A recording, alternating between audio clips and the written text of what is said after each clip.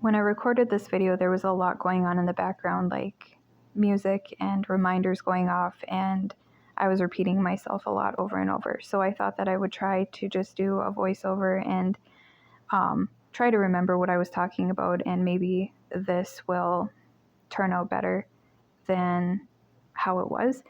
So I'm just sitting down right here and peeling some potatoes because I was making potatoes, carrots, and a roast, and was having a hard time. It was like earlier in the morning, and it was harder for me to stand and peel the potatoes. I often have issues with standing and chopping or peeling vegetables because I become pretty symptomatic from my POTS and will have my heart race and feel dizzy or just not feel very good, and my legs hurt and my feet hurt really bad. So I sit down sometimes to do these things because it helps me to be able to function and to be able to do things that I need to do.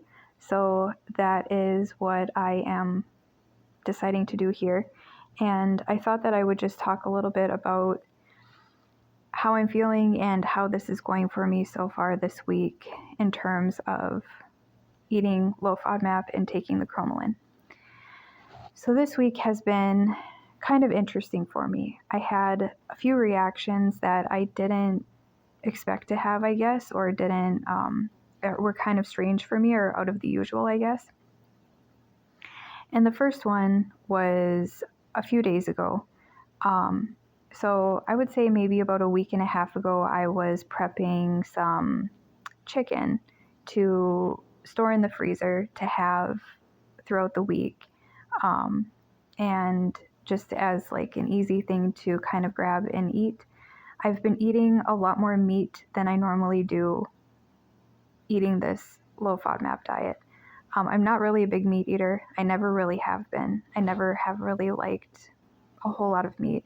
The only meats that I really like are chicken, shredded beef, like a roast, or shredded beef and tacos or something like that, and ground turkey. And typically, if a recipe calls for ground beef, I will just substitute ground turkey for it because I don't like ground beef. There's often pieces of like bone or like rubbery pieces in it that just texture-wise I don't like. So I just stick to chicken, turkey, and beef, and like shredded beef. And I stay away from processed meats like pepperoni and salami and deli meats like turkey. I can kind of sometimes have deli meats sparingly in terms of turkey, but pepperoni and salami I have to stay away from for sure. I never have good experiences with either of those and have a lot of reactions, just a lot of histamine kind of issues from them. So with this way of eating, you're not allowed to have onion powder or garlic powder.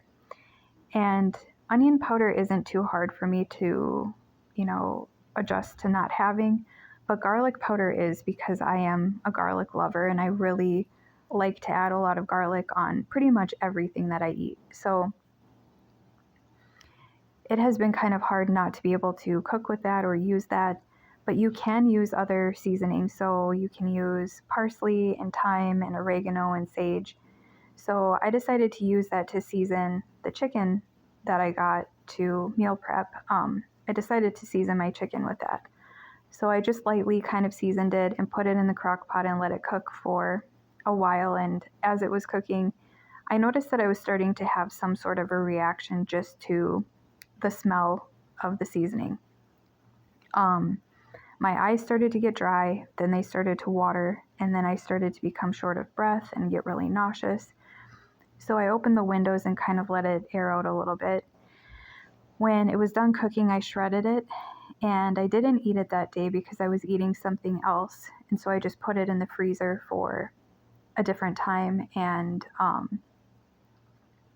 couple of days ago, I took some out to eat it for dinner. And when I sat down to eat it, I took a couple of bites and my lips started to itch. And I started to remember how I reacted to just the smell of it cooking, and wondered if maybe I was sensitive to or having some sort of a reaction to one of the seasonings that I used. I don't think it was oregano, because I do often use oregano and doesn't give me an issue. So it had to be one of the other ones that were in there, which was strange because I often do eat those seasonings in other foods like soups and things like that. But I did end up getting a different brand of some of the seasonings because I didn't have them here. And so they were kind of newer brands for me, I guess, to use. And I think it was something to do with that. I know it wasn't the chicken because I eat chicken a lot. And so I really don't think it was the chicken that gave me a reaction. I think it was the seasonings. But I would say about an hour after, my lips were itching, and I noticed that, that was happening as I was eating the chicken. My tongue got really sore, and it felt like it was a little more swollen. It was harder for me to talk.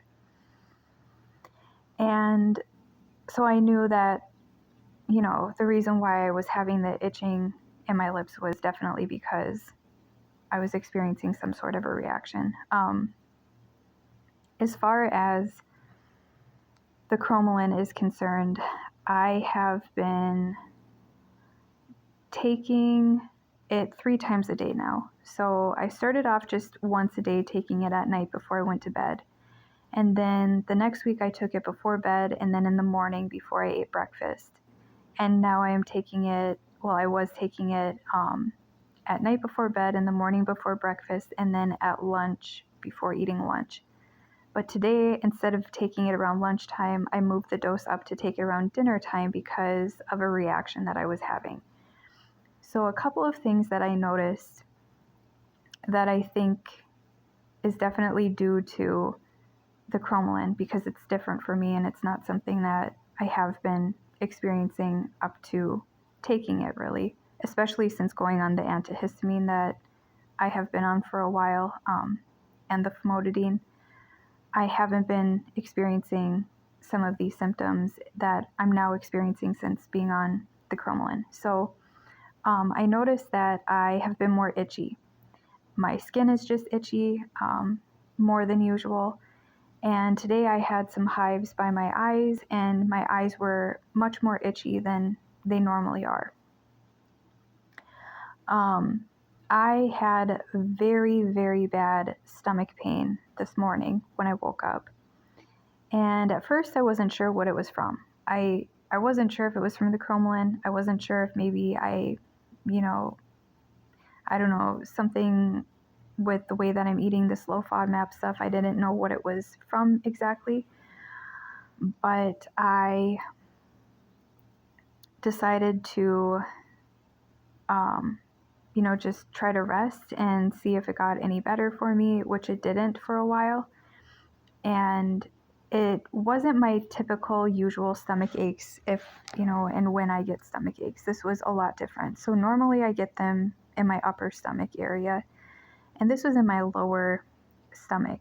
And the only time I ever get any sort of an issue in my lower stomach is around my menstrual cycle. And I can pretty much pinpoint like the exact days that it will happen for me. And this is completely outside of that time range. There's no way that it was anything to do with that.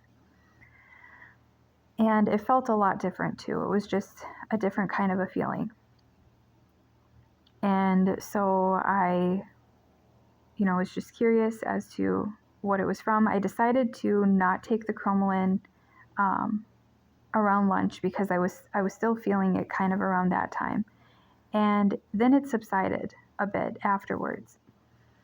So then I decided to take the cromolyn around dinner instead, and after I took it, my stomach ache came back again. And I tried to research it a little bit to see if other people had that experience as well, and I did find some people saying that they did experience stomach pain with it and that eating food afterwards helped them. So I ate dinner, and I didn't feel it as bad, I guess, afterwards as I did earlier in the morning. So it was just really bad this morning. But I am just trying to keep an eye on it and trying to see if, it happens again or how it goes. I read that the longer that you're on it, the more that your body adjusts to being on it, and some of these side effects might diminish.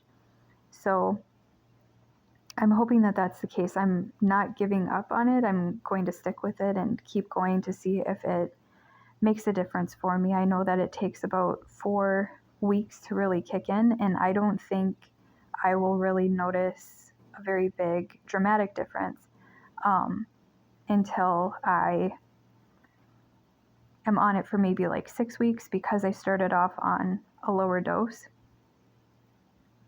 than I was supposed to take. And so far up to now, that is what I have noticed in terms of side effects. The water retention that I was experiencing earlier in the last like 3 weeks of taking it has subsided. So I don't have as bad of water retention as what I had, and my headaches are not really happening like they were before either at this point. So that kind of resolved for me, and now I'm just kind of dealing with the stomach issues and the itching. And so I hope that that gets better. Also have noticed more tongue swelling than usual for some reason. So I'm hoping that gets better as well. But other than that, this low FODMAP diet has been going somewhat okay. It's been really hard for me to continue on it, and I had second thoughts and kind of questioned how long I could continue eating this way and stick with it. The maximum amount of time you're supposed to be on it is 6 weeks. And so I was aiming for that, but when reading more about it, it said you should try to reintroduce things once that your symptoms kind of subside. And my symptoms in terms of why I started the low FODMAP have subsided entirely. So I no longer have diarrhea, which was the whole reason why I even tried to eat this way in the first place. And so I decided to try to reintroduce milk. And that's the only thing that I am reintroducing at this point until the 6 weeks are up, and then I will start to add more foods in. The reason why I chose milk right now is because I don't eat it a whole lot. I only eat it in my cereal really in the morning. And normally I don't have issues with it. It doesn't cause me like diarrhea. I know some people say it can make you constipated, or dairy can make constipation worse. But for me, my constipation is there whether or not I eat dairy. So I decided to just add that in and, just maybe have it once a day, maybe with my cereal in the morning, and then just continue the remainder of the low FODMAP eating gluten-free and, low fructose or no fructose, and follow the low FODMAP diet except for adding dairy back in. So that is my plan for the remainder of eating this way. But I have noticed that some things have improved for me, like I said, and the whole reason why I really wanted to document this was to see if it even works and to see, if I feel better or if it makes a difference. And it definitely has changed a lot in terms of what was really bothering me. Some things I don't know if maybe it will get better if I kind of stick with it for a few more weeks, or if this is as good as it's going to get for me. I guess that I'll see as I go. But initially I noticed less bloating, and I still do feel like I have less bloating than I typically would, but my bloating is still there. And I noticed less gas as well, and that is better than it was, I guess, prior to starting to eat this way. And so that is also an improvement that I have noticed. And overall, I think that if you have digestive system issues and you are wondering if, you should try to do this and see if it helps, I think for me at least, I know everybody's different, but for me, it has made a difference. And I think it is something that is worth trying. And so I just thought that I would share, my journey with it and what I notice is changing for me or staying the same. And I am hoping that the longer that I take cromolyn sodium for, that I can start to reintroduce some foods maybe that I've been avoiding because of histamine issues, like avocados. And I used to eat a lot of avocados and I just couldn't anymore because I was experiencing a lot of issues after eating them, and reactions. And so I'm hoping that I can add them back in pretty soon and try to eat them again. And this right here was me making some macaroni to go with our meal, and the gluten-free noodles in the white box are the best gluten-free noodles that I have tried. And then this was my heart rate and my oxygen at the end of standing to do all of this, which isn't too bad. Usually it's worse than this, but I thought that I would show, what it kind of looks like, for me at least. And yeah, it's better than it normally was. And this is just an example of how I used to eat. So these are some of the things that I used to make, and sometimes I look at them and really wish that I could make them and eat them again. But I used to be able to eat so many things before I started to get really sick with a lot of mast cell reactions. And it happened mostly for me after I got sick. But this is another thing that I ate that I would never be able to eat right now. But yeah, I think that what triggered my mast cell issues to get even worse for me was that I experienced a lot of viral illnesses. I had influenza, I had pneumonia, I had COVID, and after every one that I would get, it would just get worse and worse and worse for me. And so I think that I just had a predisposition to having mast cell activation disorder because of my hypermobility. And I think that it just, having the viral infections just kind of triggered it to really take off. So it's just crazy to me how you can go, so long eating certain things and then all of a sudden you're not able to anymore. I think that that's the hardest part for me about dealing with this illness, is that I need to come to some sort of an acceptance of that, where it's just really hard to reach that point where you can really wrap your head around the fact that your body can change that much and kind of betray you in that kind of a way.